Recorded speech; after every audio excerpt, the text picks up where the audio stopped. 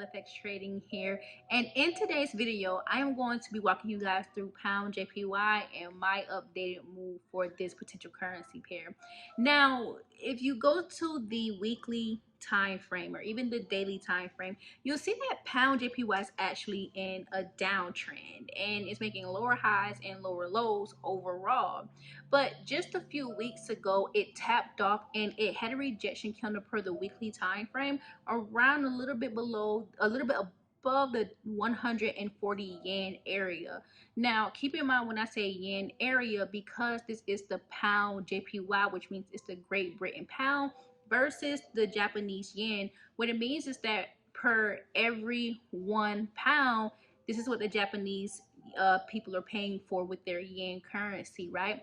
And I'm thinking that around the 140 yen area is actually where price is heading up right now. You guys can see that big green candle.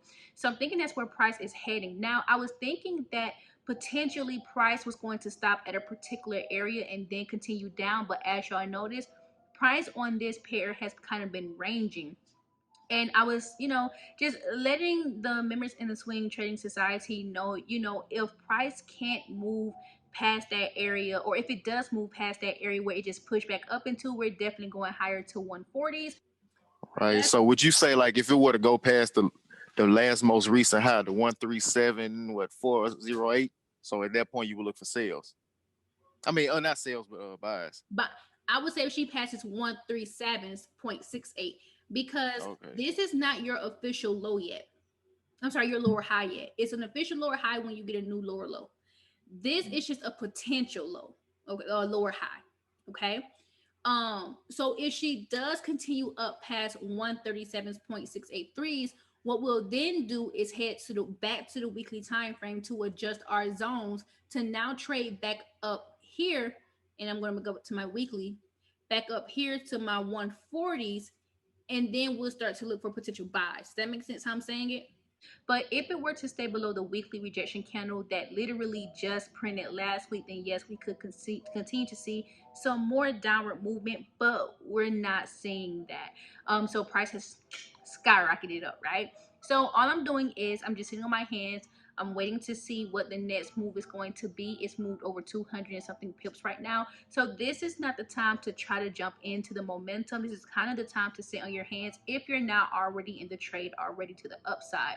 Now, some of you maybe have gotten caught in the downside, and that's fine. There's always a way to being positive. There's always a way to make your money back, or there is always a way to get back into the trade. One thing that I like to say is, you have to kind of play poker with the currency pairs. And here's what I mean. We see the hand now. Momentum is to the upside right now. Even though the price is, the currency is bearish, price has just skyrocketed, right? So this is just a mere retracement against the overall bearish trend per the higher time frame. So what we now need to wait is to see if price is going to get to maybe one of your structural areas minus around 140s. Okay, we need to see if it's going to go to that structural area, and then we make our next trading decision. Other than that, we don't really need to do anything, right? We just sit on our hands because now price has showed us the direction that it wants to go. So let me know, what are you guys thinking that pound JPY is going to, where is it going to go? What do you guys think that pound JPY is going to do? And what is your next move? Are you going to try to trade this pair? Are you going to try to jump into the pair? Like, what is your next move? So hopefully this video gave you a little bit of insight about what pound JPY is doing, why it's doing what it's doing, and then maybe it gives you an idea into what you can do next. Because I know for me, I had even more structures on my price chart, but once it passed it, I had to take it off because it's no longer valid anymore. And that's something that, as a trader, you have to learn to do. You have to learn to adjust. So that's that part there. So what are you guys gonna do? Let me know in the comment section below, and let's just have a conversation. You talk to me, I'll talk back to you. Talk to you guys later.